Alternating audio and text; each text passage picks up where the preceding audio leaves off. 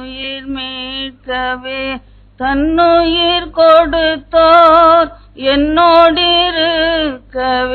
எழுந்திருந்தோர், விண்ணுலகுயர்ந்தோர் உன்னதம் சிறந்தோர், மித்திரனே சுகபாத்திரமருளும், என் மீட்பர் உயிரோடிருக்கையிலே எனக்கென்ன குறை உண்டு நீ சொல் மனமே, எனக்கென்ன குறை உண்டு நீ சொல் மனமே. பேசும்படியார் கேட்கிறோம். இயேசு கிறிஸ்துவின் பரிசுத்த நாமத்திலே பிதாவே, ஆமென்.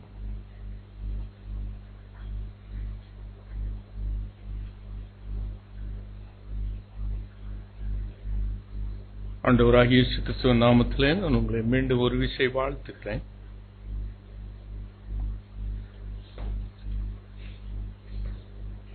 பரிசுத்த பவுல்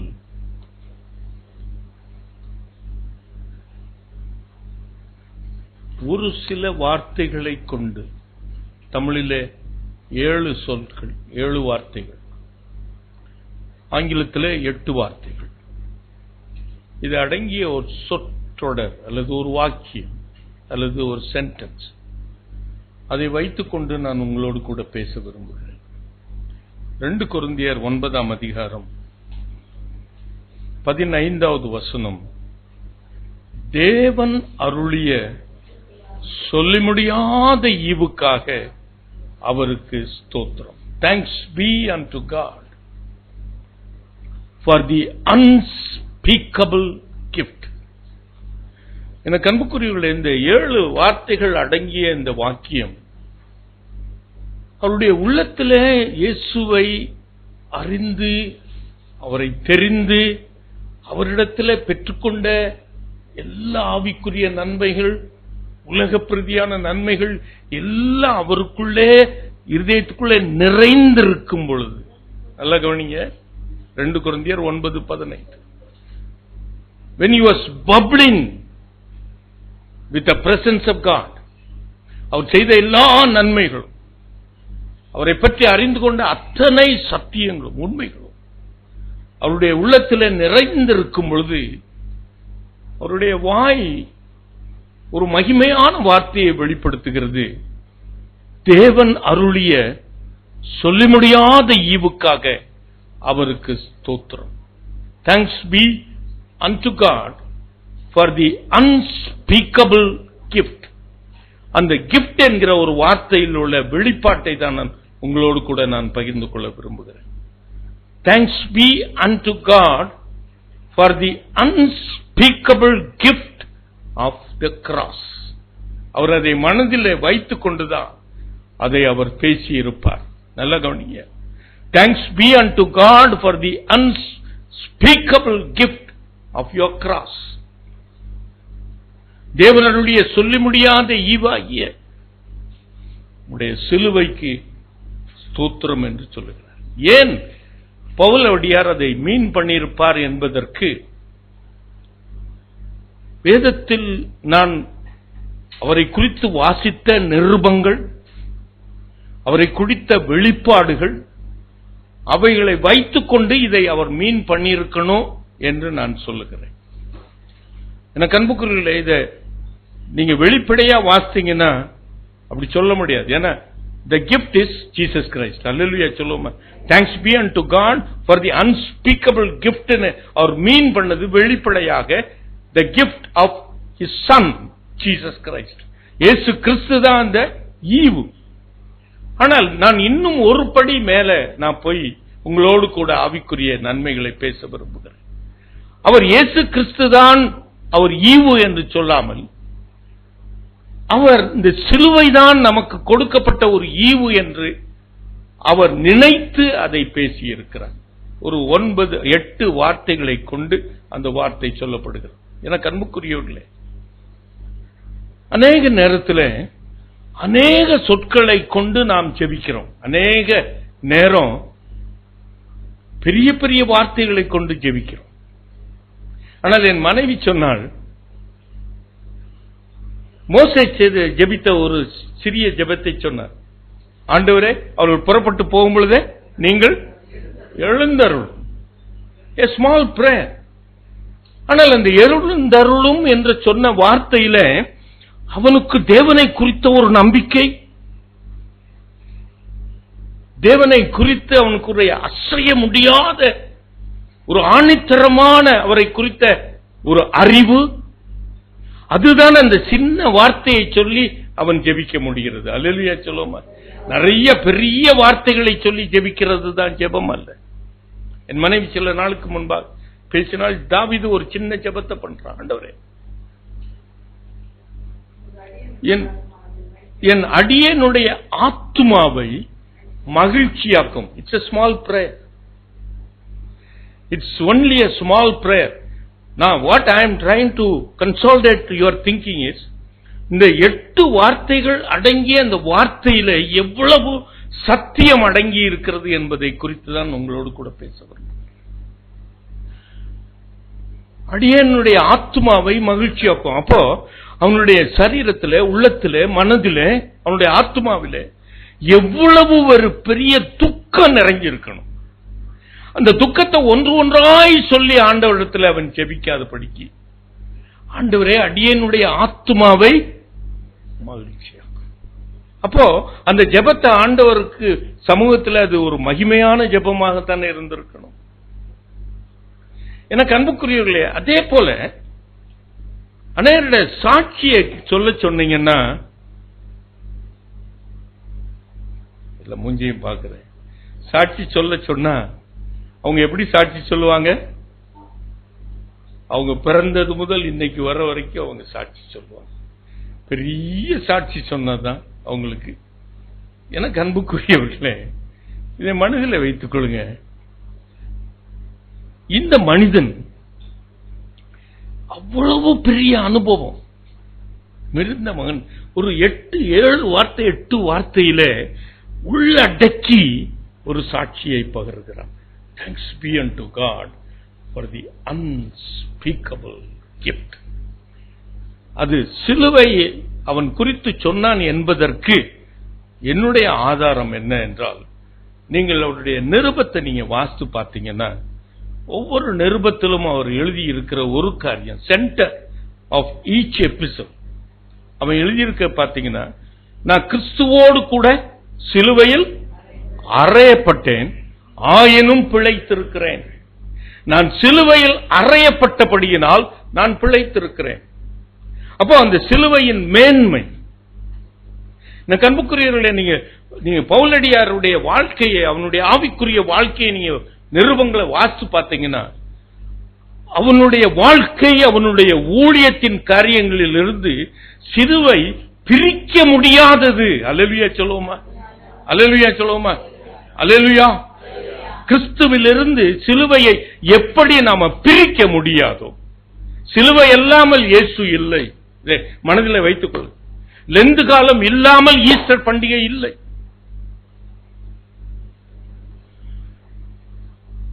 சிலுவை இல்லாமல் ஒன்றுமே இல்லை. எனக்கு அன்புக்குரியவர்களே, அவன் மேலும் சொல்லுகிறான், நீங்க வாசித்து பாருங்க. நான் அநேக காரியங்களை சொல்ல எனக்கு நேரம் இல்லை.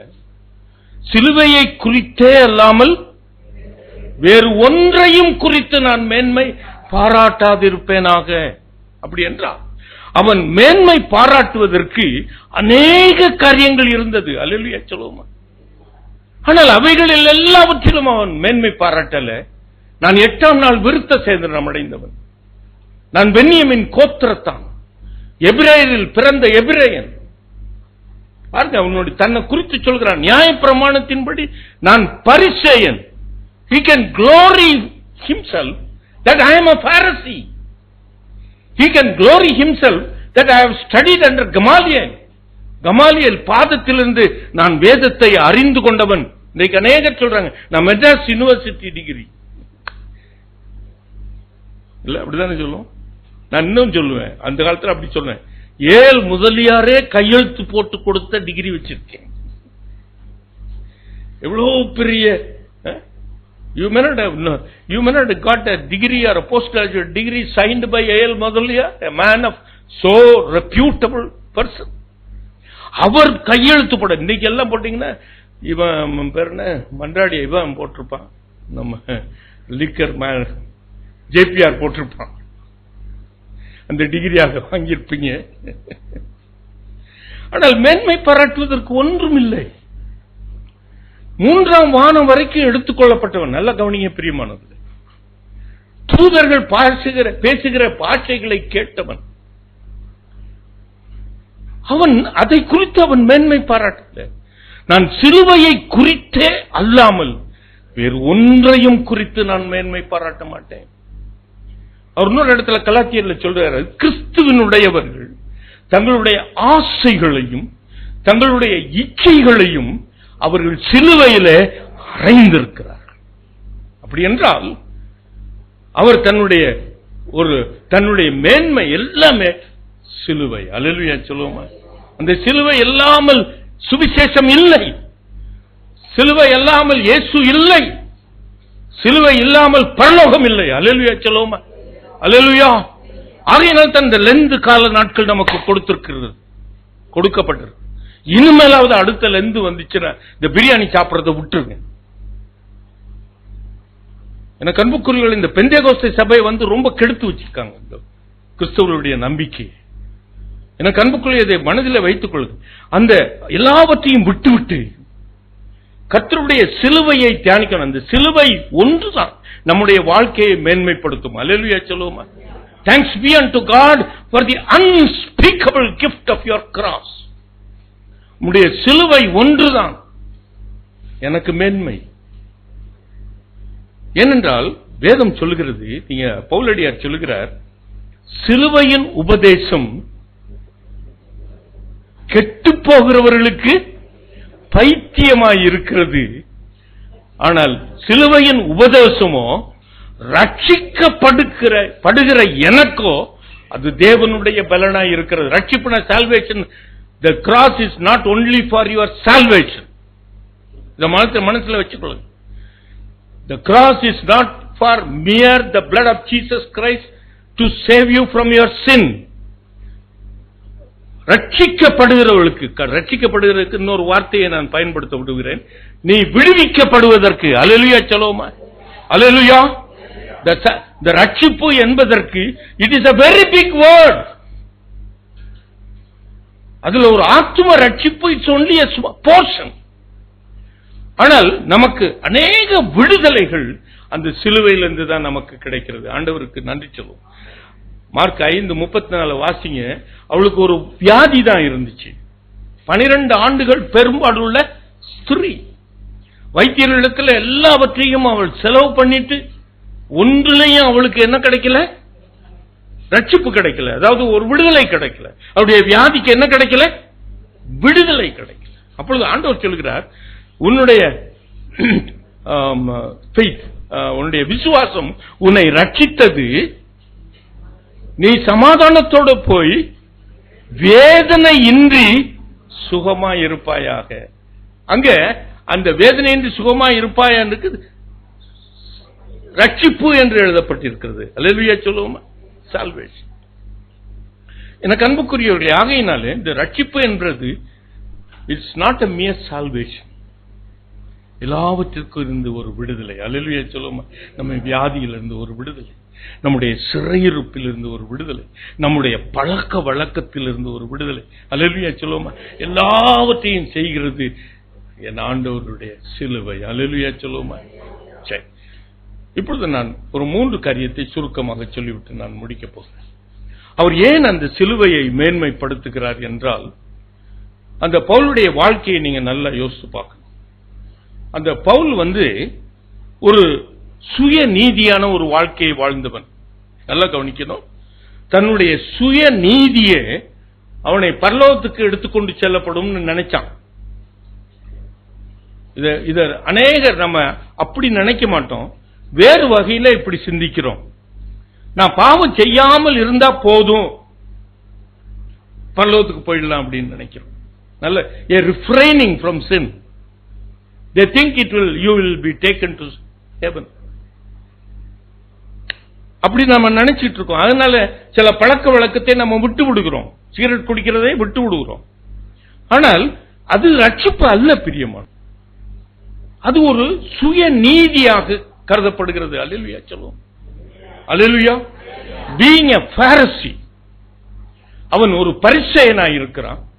அந்த பரிசேயனுக்குரிய குணாதிசயங்கள் அவனிடத்தில் காணப்படுகிறது. அவன் சொல்லுகிறான், அந்த நியாயப்பிரமாணத்தின் நீதியின்படி நான் குற்றம் சாட்டப்படாதவன். அந்த 10 கற்பனைகளின் படி என்னிடத்தில் ஒரு குற்றமோ, நான் எந்த விபச்சாரமும் செய்யல, எந்த திருடும் செய்யல, எந்த களவும் செய்யல. நியாயப்பிரமாணத்தின் நீதியின் படி அவன் குற்றம் சாட்டப்படாதவன். இப்படிப்பட்ட ஒரு மனுஷன் தான் அந்த சிலுவையை குறித்து அவன் மேன்மை பாராட்டுவதற்கு காரணம் 2 கொரிந்தியர் 5:21 வாசிங்க.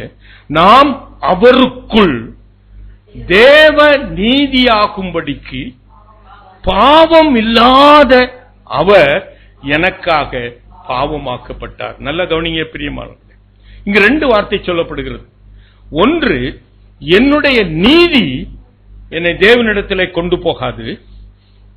என்னுடைய நீதி, என்னுடைய சுய நீதி அழுக்கான கந்தை. மற்றவங்களை பார்க்கலும் நம்ம நல்லவங்களா காணப்படலாம், நல்லவங்களா இருக்கலாம். நல்ல கவனிங்க. ஐ மச் பெட்டர் than him. நான் சினிமா பார்க்கறது இல்ல. அன்னைக்கு அநேகம் பேர் சொன்னாங்க, நாங்க சினிமா பார்க்கறது இல்ல. But that is not salvation. That is not salvation. என கண்புக்குரியவர்களே, அது ஒரு நீதியாக காணப்படுகிறது உன்னிடத்தில். பவுலிடத்தில் அது ஒரு நீதியாக காணப்பட்டது. அவன் வாரம் 2 முறை அவன் என்ன பண்றான்? உபவாசிக்கிறான். அது ஒரு நீதியாக காணப்பட்டது. அவனுக்கு சம்பாத்தியத்தில் எல்லாம் தசம பாகம் செலுத்துகிறான். அது அவனுக்கு நீதியாக காணப்பட்டது. ஆகையினால் இந்த நீதியினாலே சில காரியங்களை செய்து விடலாம் என்று நினைக்கிறான். ஆனா thanks be unto God for the unspeakable gift of your cross என்று சொல்லும் பொழுது இந்த 5:21 அவர் எழுதியிருக்கிறார், நான் கிறிஸ்துவுக்குள் அவருடைய நீதி ஆகும்படிக்கு பாவம் இல்லாத அவர் எனக்காக பாவமாக்கப்பட்டார். எனக்கு அன்புக்குரியவர்களே, இது நல்ல மனதில் வைத்துக் கொள்க. அவன் தன்னுடைய நீதியை நிலைப்படுத்தவே விரும்பினான். ஏனென்றால் அவனுக்கு தேவ நீதி தெரியாமல் இருந்தது. ரோமர் 10ஆம் அதிகாரம் முதல் 2 வசனத்தை நீங்க வாசித்து பார்த்தீங்கன்னா, அவன் ரோமருக்கு எழுதும் பொழுது தன்னுடைய வாழ்க்கையின் அனுபவத்தை சொல்லுகிறான். அவர்கள் எல்லாரும் அவர்கள் தங்களுடைய சுய நீதியை, தங்களுடைய நீதியை அவர்கள் நிலைப்படுத்த விரும்புகிறார்கள். They want to establish their own righteousness, but because they do not know the righteousness of God. ஆனால் அந்த சிலுவையில் தான் இருந்து அவருடைய நீதியை நான் தரித்துக் கொள்ள முடியும். அல்லேலூயா சொல்லுவோமா? என்னுடைய நீதியை கொண்டு நான் தேவனுடைய நீதியை பெற்றுக் கொள்ள முடியாது. இது நீங்க முக்கியமான அறிந்து கொள்ள வேண்டியது. ஆகையினால் தான் அவன் சொல்லுகிறான், thanks be unto God for the unspeakable gift of your cross, because cross is the place that I realize my righteousness are filthy rag before God. என்னுடைய நீதி எல்லாம் அழுக்கான கந்தை என்று அவன் சிலுவை காட்சிதான் அவனை புரிய வைத்தது. உம்முடைய நீதியை நான் தரித்துக் கொள்ள. அவன் அந்த இடத்துல சொல்லுகிறான், பாவம் இல்லாத அவர் எனக்காக பாவமாக்கப்பட்டார். 2வது சொல்றார், அவனிடத்தில் காணப்பட்டது சுய நீதி என்கிற ஒரு பாவம் தான். வேறு எந்த பாவமும் அவன் செய்யல. அவன் சொல்லுகிறான், எந்த பாவமும் அவன் செய்யல. நியாயப்பிரமாணத்தின் நீதியின்படி நான் குற்றம் சாட்டப்பட, அப்படியே நான் நம்புகிறேன் பிரியமானவர்களே. I believe that word when he says, வேற எந்த காரியத்திலும் அவன் பாவம் செய்தான் என்று கண்டுபிடிக்க முடியும். அப்படிப்பட்ட நீதி உள்ள ஒரு மனுஷன் அவன் திரும்ப இந்த இடத்துல உனக்காகவும் எனக்காகவும் எழுதுகிற அந்த வசனம், அவர் பாவம் இல்லாத அவர் எனக்காக பாவமாக்கப்பட்டார். எனக்கு அன்னைக்கு பெரிய வெள்ளிக்கிழமை அன்றைக்கு இதை ஒரு கோடிட்டு காண்பித்தேன். 4வது வசனத்தை நான் என் ஆலயத்தில் பேசினேன். அப்பொழுது ஒரு காரியத்தை நான் சொன்னேன், உங்களுக்காக அதை விளக்கி சொல்லட்டும். 3 மணி நேரம், அதாவது 6 மணி காலையில 9 மணிக்கு அவர் சிலுவையில அறையப்பட்டார். 12 மணி வரைக்கும் நல்ல சூரிய வெளிச்சம் இருந்தது, பகல் இருந்தது. 3 வசனங்களை சிலுவையிலிருந்து பேசினார். 12 மணி எக்ஸாக்ட்லி at 12 noon ஒரு பெரிய காரிருள் சூழ்ந்தது. அல்லேலூயா சொல்லுவோம். ஒரு காரிருள் சூழ்ந்தது. அந்த 3 மணி நேரம் என்ன நடந்தது என்று யாருமே நிதானிக்க முடியாது. நல்லா கவனிங்க. ஆகையினால்தான் அநேக பாட்டுகள் எழுதப்பட்டிருக்கிறது. அது ஒரு பெரிய இருண்ட ரகசியம். அந்த 4வது வசனத்தை குறித்து நீங்க பாமால பாட்டை பாடினாலும் எல்லா இடத்துலயும் எழுதின பாத்தீங்கன்னா அந்த காலத்துல பிரசங்கம் பண்ணுவாங்க. அது ஒரு பெரிய இருண்ட ரகசியம். என்ன நடந்தது என்று யாருக்கும் தெரியாது. எந்த சுவிசேஷம், எந்த அப்போஸ்தலரும் சுவிசேஷத்தை எழுதின ஒரு மனிதனும் அதை எழுதல. என்ன நடந்தது என்று எழுதல. நல்லா கவனிங்க. I want you to very carefully listen to. The gospel writers have never written about what happened during the 3 hours. ஆனால் தேவனுடைய மனுஷர்களுக்கு அது வெளிப்படுத்தப்பட்டிருந்தது. ஏசாயாவுக்கு வெளிப்படுத்தப்பட்டது, தாவீதுக்கு அது வெளிப்படுத்தப்பட்டிருந்தது. யோவான் அதை குறித்து எழுதுகிறார். எனக்கு அன்புக்குரியது, இதை நிருபத்தில் தான் எழுதுகிறார், சுவிசேஷத்தில் எழுதல, நிருபத்தில் எழுதுகிறார். நீங்க எடுத்து வாசித்து பார்த்தீங்கன்னா அவர் நமக்காக, உன்னுடைய பாவத்துக்காக he was an atoning sacrifice என்று எழுதுகிறார்.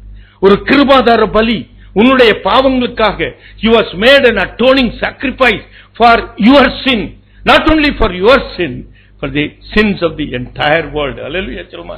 இந்த உலகத்தின் பிரபஞ்சத்தில் இருக்கிற அத்தனை பேர், அதுதான் ஏசாயா எழுதுகிறார். 53ஆம் அதிகாரம் 6வது வசனத்தில் நம்முடைய அக்கிரமங்கள் எல்லாம் அவர் மேலே விழ பண்ணினார்.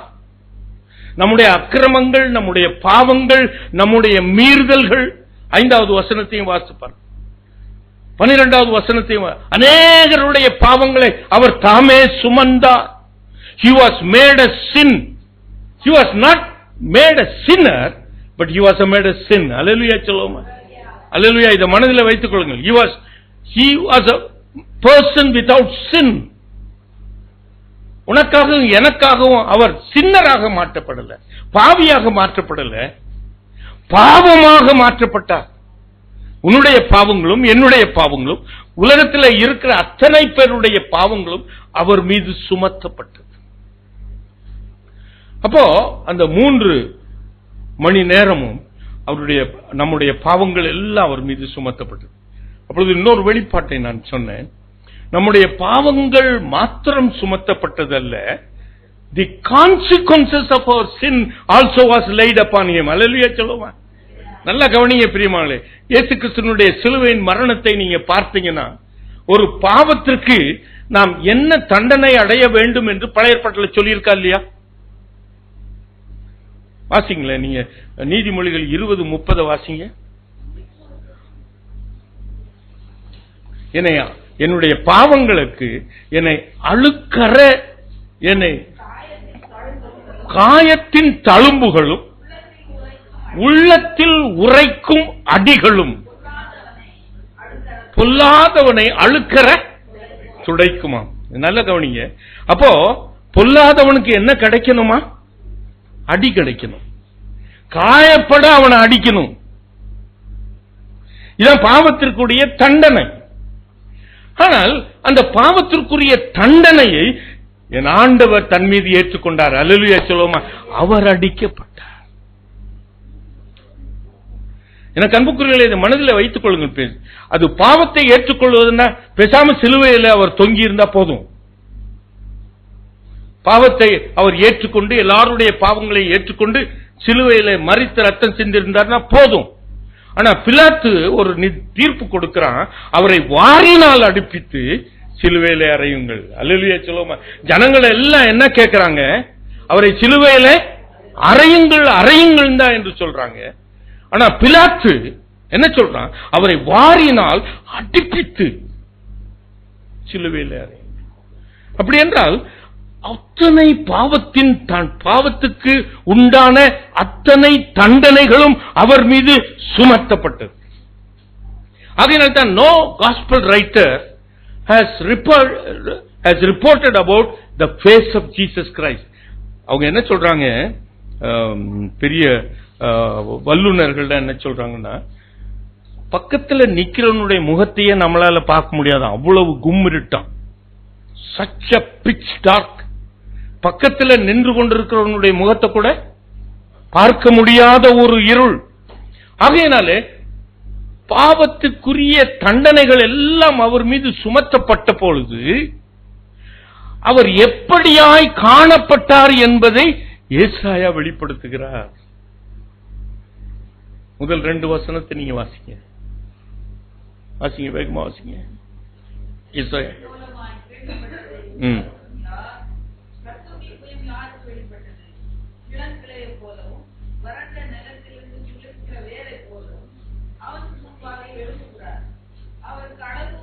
அவற்ற அழகும் இல்லை. யாராவது காஸ்பல் ரைட்டர் எழுதியிருக்கிறாரா? அவர் முகத்துல அழகு இல்லைன்னு போட்டிருந்துச்சா? நல்லா யோசித்து பாருங்க. சிலுவையில் அடிக்கப்பட்டார், சிலுவையில தொங்கினார், முள்முடி மீது அவர் மீது வைக்கப்பட்டது, அடிக்கப்பட்டது. ஆனா அவரிடத்துல அழகும் இல்லை, சௌந்தரியம் இல்லைன்னு யார் எழுதியிருக்க முடியும்? அதை ஏசாயா தன் தரிசனத்திலே பார்த்து, இருளிலே அங்க சிலுவையில் அடிவாரத்தில் நிற்கிற ஒரு மனுஷன் பார்க்க முடியாததை ஆவியானவர் அந்த தீர்க்கதரிசிக்கு வெளிப்படுத்துகிறார். அவரிடத்தில் அழகும் இல்லை, அவருடைய சௌந்தரியம் இல்லை, அவருக்கு நமக்கு விரும்பத்தக்க ரூபம் அவரிடத்தில் இல்லாதிருந்தது. அவர் புறக்கணிக்கப்பட்டார், எல்லாராலும் அசட்டை பண்ணப்பட்டார். 54ஆம் அதிகாரத்துல அந்த கேடு, அவருடைய முகம் எப்படி இருந்துச்சா? அந்த கேடு அடைந்து. எனக்கு அன்புக்குரியவர்களே, I repeatedly say, if he had been just crucified on the cross. அதுதான் அந்த ஏசாயா 53:5 வாசித்து பார்த்தீங்கன்னா, வாசிங்க, வேகமா வாசிங்க. அவர் நம்முடைய மீறுதல்கள் நிமித்தம் தான் அவர் காயப்பட்டார், அவர் நம்முடைய அக்கிரமங்களின் நிமித்தம் நொறுக்கப்பட்டார், நமக்கு சமாதானத்தை உண்டு பண்ணும் ஆக்கினை அவர் மீது விழுந்தது. பரவாயில்ல, அது பாவம் அக்கிரமம் எல்லாம் அவர் மீது சுமத்தப்பட்டது. ஏன் அந்த இடத்துல தழும்புகளால் குணமாகிறோம் என்று இங்கு ஏன் எழுதியிருக்கிறாரு? கொஞ்சம் யோசித்தீங்களா? கொஞ்சம் யோசிப்பார். அப்போ நம்முடைய பாவத்தினால் உண்டாகிற வியாதிகளையும் அவர் சுமந்தார். The consequences of your sin, the consequence. நான் எல்லா பாவத்திற்கும் வியாதி வரும்னு நான் சொல்லல. சில பாவங்களுக்கு the end is sin. The end of sin is sickness. ஆகையினாலே அந்த வியாதியும் அவர் மீது, ஆகையினால் தான் அவர் முகம் ரூபம் பார்க்க தகு இல்லை, அந்த கேடு அடைந்தார். Not only the sin, the results of sin, the consequences of sin were laid upon him. அப்போ இந்த சிலுவையில அவன் கற்றுக்கொண்டது the consequences of my righteousness. என்னுடைய ரைச்சியஸ்னஸ் நான் நம்பிக்கிட்டு இருந்தேன்னா, எனக்கு அன்புக்குரியவர்களே, பரிகாரத்தை நம்பிக்கிட்டு இருந்தேன், நான் அந்த பாவத்தை விட்டுட்டு நான் பரலோகம் போய் இல்ல. பிரியமான the consequences of your, எல்லாருக்கும் ஒரு கான்சிக்வன்ஸ் இருக்கு. அது பழைய ஏற்பாட்டிலையும் உண்டு. அது என்ன, அது பழைய ஏற்பாட்டுடைய டீச்சிங் சில பேர் சொல்லிட்டு போயிடுவாங்க. இப்பெல்லாம் அவருடைய கிருபை நம்மளை எல்லாத்தையும் மன்னிச்சிடும் சொல்லுவாங்க. அப்படிதானே? சொல்லுங்க, வாலிப பிள்ளைங்க சொல்லுங்க. The hyper grace theology is, அவருடைய கிருபை என்ன மன்னிச்சிடும். நான் என்ன பாவம் செஞ்சாலும் சரி மன்னிச்சிடும். திருப்பி பாவம் செஞ்சாலும் படி அந்த கிருபை என்னை மன்னிச்சிடும். திருப்பி பாவம் செஞ்சாலும் படி கிருபை மன்னிச்சிடும். இல்ல பிரியமானங்களே, பழைய ஏற்பாடுல சொல்லுது, சிலருடைய பாவம் சிலரை தொடரும். தொடரும்னு போட்டிருக்கா. உன்னுடைய பாவங்கள் உன்னை தொடர்ந்து பிடிக்கும். தீமோத்தேயுவில் எழுதியிருக்கிறாரா?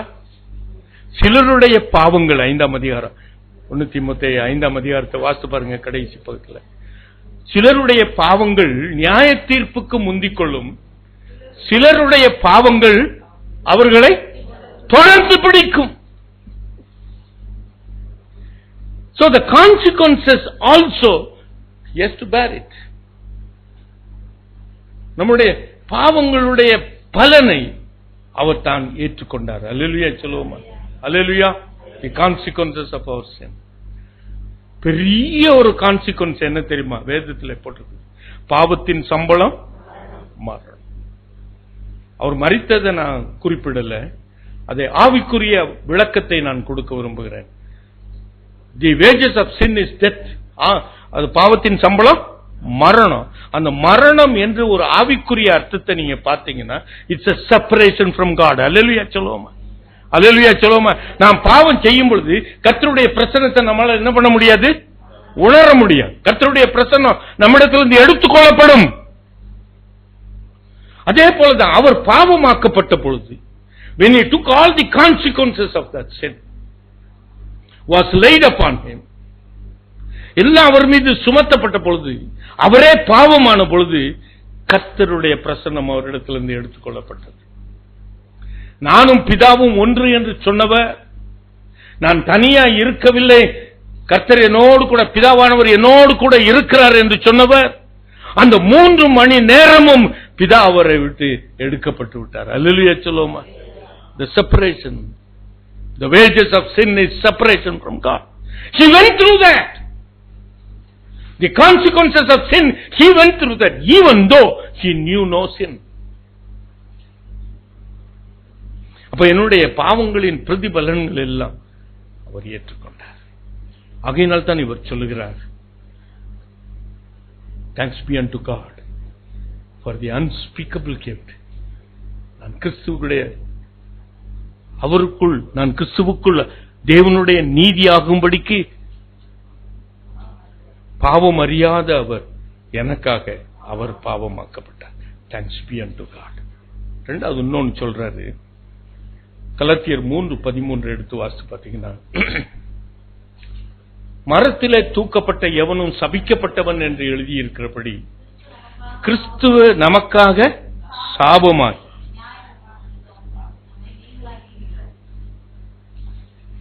எல்லாம் திருப்பி வச்சுக்கிட்டீங்களா? அந்த வசனத்தை பிடிச்சு வச்சுக்கோங்க. சாபம் ஏன் வருது? சொல்லணும். இது ஒரு முக்கியமான காரியத்தை உங்களோடு கூட பகிர்ந்து கொள்ள. கலாத்தியர் 3:13, Galatians chapter 3 and verse 13. மரத்திலே தூக்கப்பட்ட எவனும் சபிக்கப்பட்டவன் என்று எழுதியிருக்கிறபடி கிறிஸ்துவே நமக்காக சாபமாகி, எல்லா சாபத்துக்கும் நம்மளை நீங்களாக்கி விட்டார்னா போட்டிருக்கு, நியாய பிரமாணத்தின் சாபத்திற்கு நம்மை நீங்களாக்கி மீட்டார். எனக்கு அன்புக்குரியவர்களே, நம்ம சாபம் அநேக நேரத்தில் பிசாசினால வருதுன்னு நினைச்சுக்கிட்டு இருக்கோம். ஆனால் 1 யோவான் 3ஆம் அதிகாரம் 4வது வசனத்தில் நியாய பிரமாணத்தை மீறுவதே பாவம். If you trespass the word of God, it is a sin. The consequences of trespassing the word of God is a curse.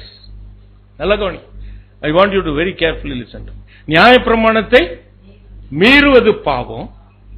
அப்ப நியாய பிரமாணத்தை மீறுவது பாவம். அதற்கு கான்சிக்வன்ஸ் என்ன? சாபம். இப்போ நீங்க புரிஞ்சுக்கிடுங்க.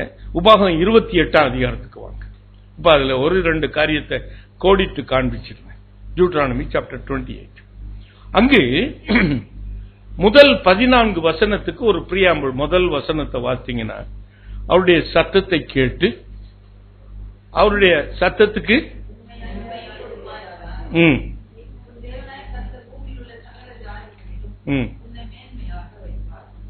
அப்புறம் உன் தேவனாகிய கர்த்தரின் சத்தத்துக்கு செவி கொடுக்கும் பொழுது இப்பொழுது சொல்லப்படும் ஆசீர்வாதங்கள் எல்லாம் உன்மேல் வந்து.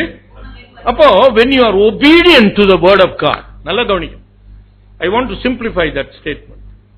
நீங்க கர்த்தருடைய வார்த்தைக்கு அல்லது கர்த்தருடைய சத்தத்திற்கு அல்லது கர்த்தருடைய ஒழுங்குக்கு, டிசிப்ளின் பை காட், கர்த்தருடைய ஒழுங்குக்கு, கர்த்தருடைய வார்த்தைக்கு, கர்த்தருடைய சத்தத்துக்கு நீங்க செவி கொடுத்து அதன்படி நடப்பீங்கன்னா உங்க மீது என்ன வரும்?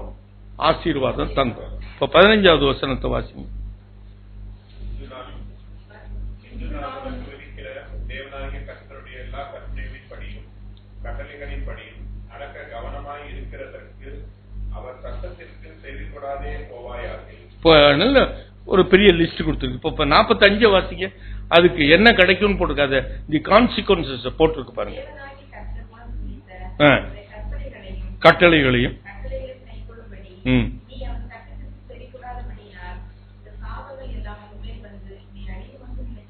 அப்போ if you trespass to the word of God, கர்த்தருடைய வார்த்தைக்கு செவி கொடுத்து அதன்படி கீழ்ப்படியிட்டார். இப்ப எல்லாரும் மூஞ்சிலே ஈ ஆடல. எனக்கு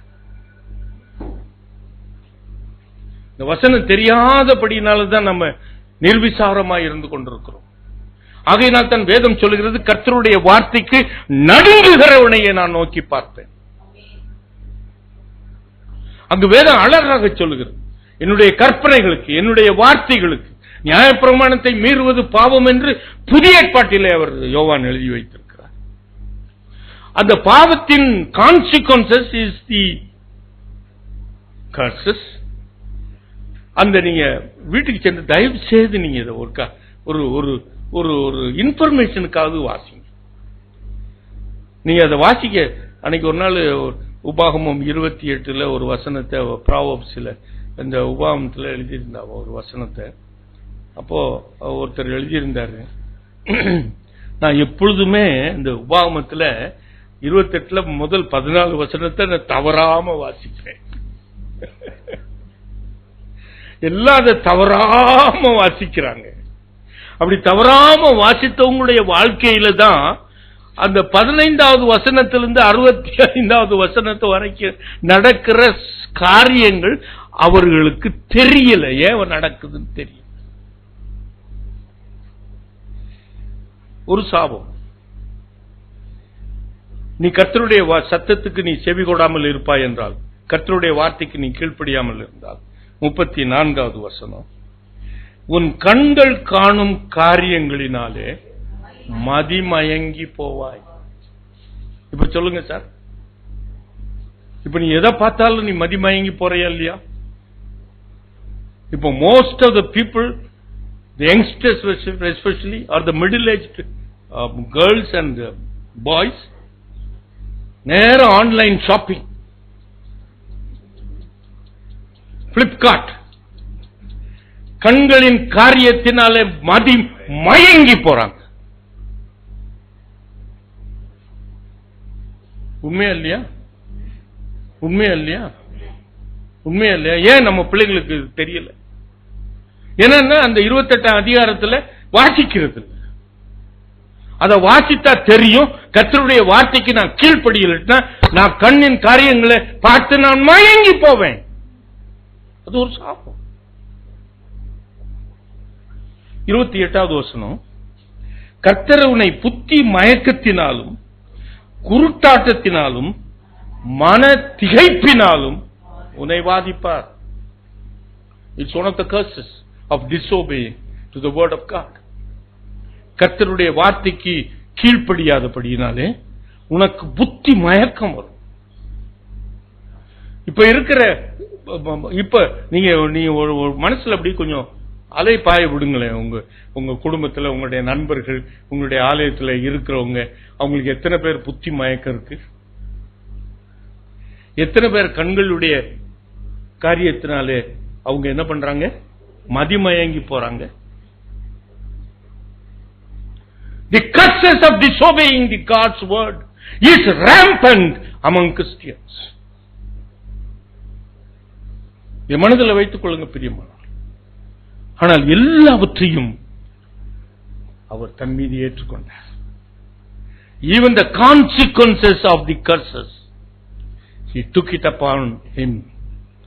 சிலுவையிலே மரத்திலே தொங்கப்பட்ட எவனும் சபிக்கப்பட்டவன். It's what we believe.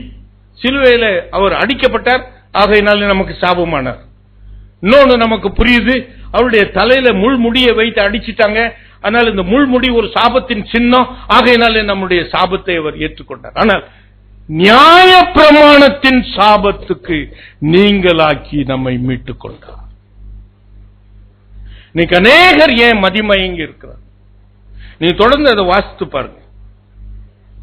நீ வீட்டை கட்டுவாய், அதில் குடியிருக்க மாட்டாய். It's a curse.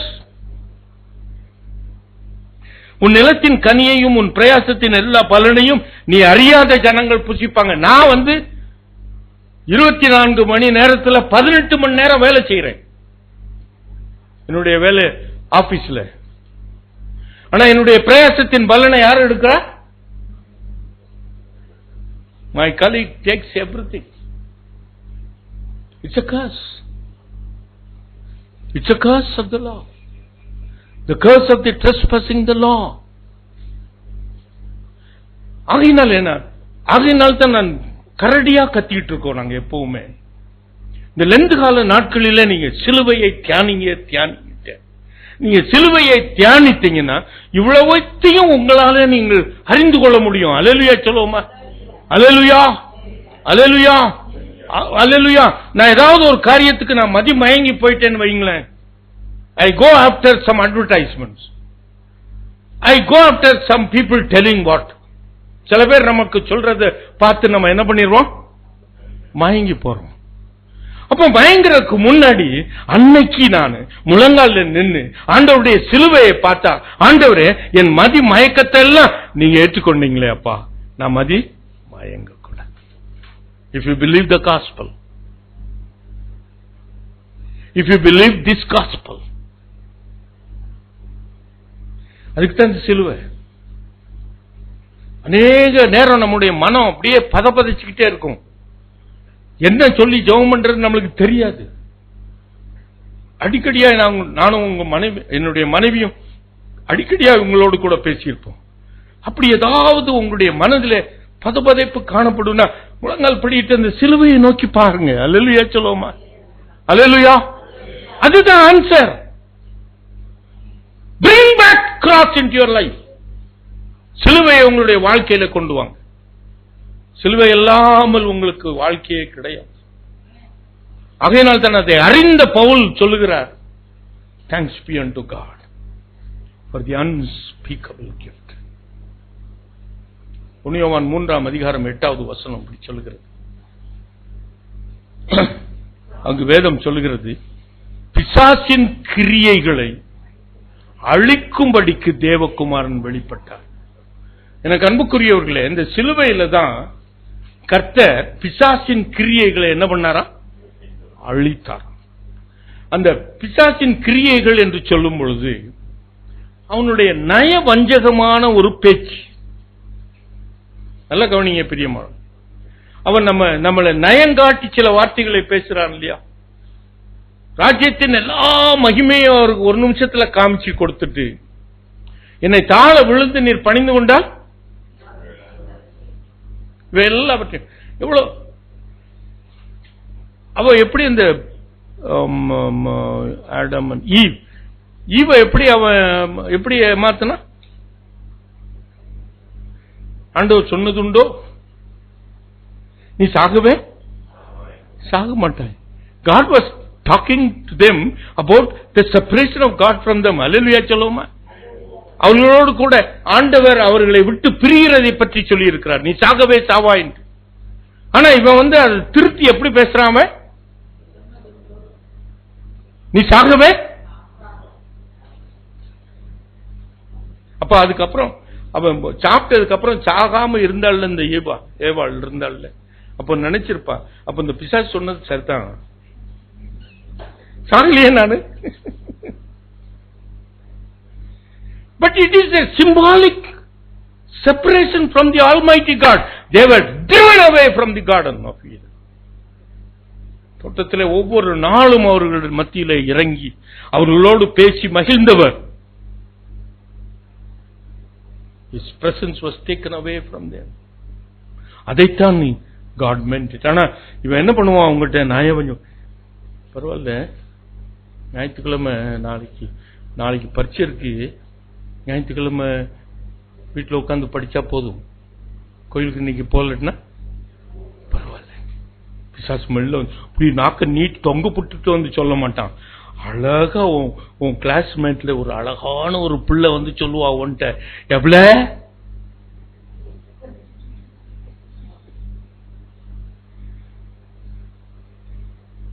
பிசாசின் தந்திரங்கள் நமக்கு தெரியாதவைகள் அல்லவே. கொலோசியர் 2:15 ஆண்டவர் சொல்லுகிறார், அவனை வெளியரங்க கோலமாக்கி சிலுவையிலே அவனை வெற்றி சிறந்தார். அல்லேலூயா சொல்லுவோம். அல்லேலூயா, அல்லேலூயா, அல்லேலூயா. பாருங்க, அந்த சிலுவையில அவர் தொங்கிக் கொண்டிருக்கிறார். அப்போ அவர்கிட்ட லூர் பண்றான் பாருங்க. எப்படி பிசாசு தந்திரமாய் அவன்கிட்ட சொல்றான், நீ தேவனுடைய குமாரனை ஆனால் சிலுவையிலிருந்து கீழே. எப்படி தந்திரமாக ஒரு அதை சிலுவையிலே தான் அவர் வச்சிருந்தார். ஆகையினால் தான் பவுலடியார் அவரை பற்றி எழுதும் பொழுது அவர் தேவனுடைய குமாரனாய் இருந்தும் தேவனுக்கு சமமாய் இருப்பதை அவர் கொள்ளையாடின பொருளாக எண்ணாமல் தம்மை தாமே வெறுமையாக்கி அடிமையின் ரூபம் எடுத்து மனுஷ சாயலானார். அவர் மனுஷ ரூபமாக காணப்பட்டு மரண பரியந்தம், சிலுவையின் மரண பரியந்தம் அவர் கீழ்ப்படி கடைசி வரைக்கும் அந்த அவன் நய வஞ்சக பேச்சை என் ஆண்டவரிடத்தில் எடுத்து சொன்னான். அவர் தேவனுடைய குமாரன் தான், உண்மைதான். ஆனால் he never took the law into his hand.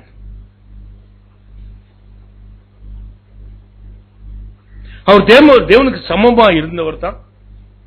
அவரால் சிலுவையிலிருந்து இறங்கி வர முடியும் தான், கல்லுகளை அப்பமாக மாற்ற முடியும் தான்.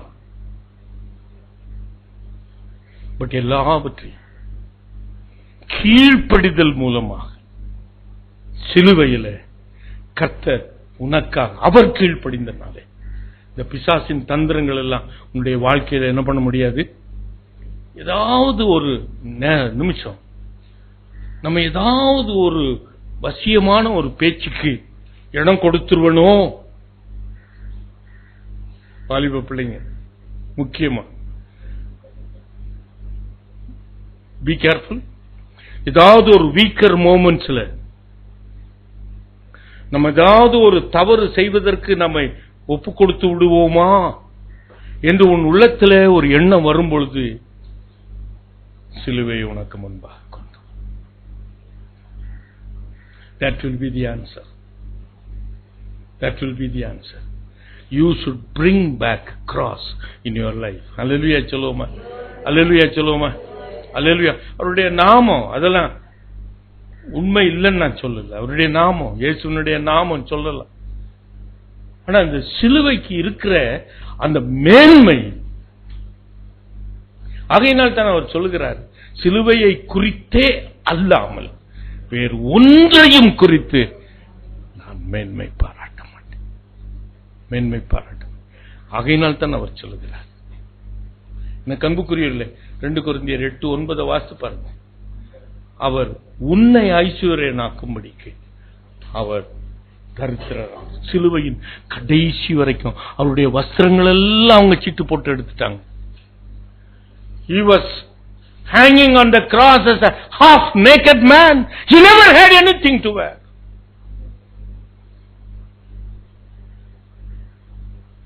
இன்றைக்கு நாளைக்கு பண்டிகை வருது, துணி வாங்க காசு இல்ல, சிலுவையை கொண்டு வாங்க உங்க முன்னாடி. ஆண்டவரே, என்னுடைய தரித்திரத்தை எல்லாம் சிலுவையில் எடுத்துக்கொண்டீரேப்பா. பிரதர் தினகரன் சொல்லுவாங்க, ஒரு சாட்சி சொல்லுவாங்க.